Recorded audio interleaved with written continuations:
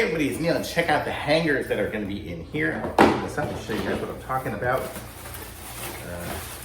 This is everything inside of it here, but I'll show you each of the items here as we go. So we have these here. So these are them. So they are nice sturdy hangers here. So it can hold your stuff on it that way. So we have that. And then we have the hooks here. So we have, sorry.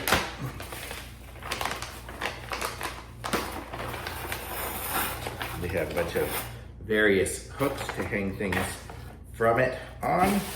And we have screws to screw things into the wall or onto our, actually not onto the wall, onto our canvases. So these would be like for holding your canvas. So if you have your canvases, your painting canvases, you can screw these into the painting canvas, and then you can either hook it onto here to have it hanging, your canvas is hanging on that, or you can use these as well to, I think, to just hang stuff on as well at different heights maybe. I'm not exactly sure what these ones are for, but you get the idea. So you can hang, you can screw these into your wood canvases and then have them hanging like on a hanger rack, so like on a closet rod. So really cool, nice concept and really good. Thumbs up.